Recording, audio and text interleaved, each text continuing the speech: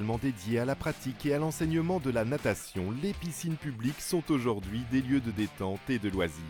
Mais elles sont devenues très énergivores, consomment énormément d'eau et utilisent aussi des produits chlorés polluants.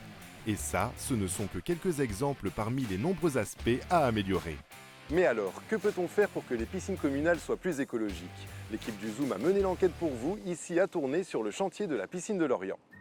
Le projet de rénovation de la piscine de Lorient remonte déjà à plusieurs années. Mais c'est à la fin de l'année 2022 que les travaux ont vraiment commencé. À terme, la piscine répondra à de nombreuses attentes environnementales et plus particulièrement en matière d'économie d'énergie.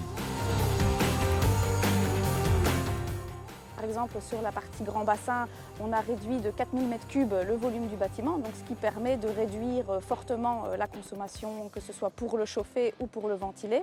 Et d'autre part, sur les choix en équipement technique spécial, donc on va pouvoir installer des pompes à chaleur et un module de cogénération qui va permettre de réduire de 50% la consommation en gaz par rapport à la piscine ancienne génération.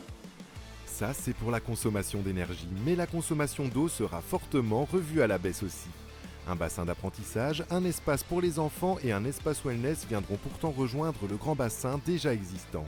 Mais alors, une question se pose, comment les remplira-t-on ? Le projet a vraiment fait un focus sur la captation de l'eau de la carrière pour alimenter la piscine et ainsi réduire la consommation d'eau de plus de 90%. En termes de baignade, on a également un focus complet sur la carrière et sur la possibilité justement de s'y baigner de manière naturelle avec une expérience incroyable de pouvoir nager dans cette magnifique carrière du site de Lorient. Alors ici, comme vous pouvez le voir derrière moi, on a supprimé les annexes de vestiaires et les espaces d'accueil du rez-de-chaussée, mais par contre on a conservé tout ce qui concerne les structures globales, les sous-sols et les bassins. L'objectif est simple, transformer l'ancienne piscine pour qu'elle réponde aux nouvelles normes d'accueil des visiteurs et de performance énergétique. Un des 4 critères principaux pour pouvoir prétendre au plan piscine était de fournir un équipement accessible à tous. Et donc, en termes d'accessibilité aux personnes à mobilité réduite, il était important que le projet fasse un focus important et que l'ensemble de la piscine soit accessible à des personnes aussi à besoins spécifiques. Et donc le projet de la piscine de Lorient va vraiment permettre de répondre aux besoins d'aujourd'hui et de demain pour la pratique de l'apprentissage de natation, mais également pour les loisirs, pour la détente, pour passer un moment assez inédit, assez unique sur le site de Lorient.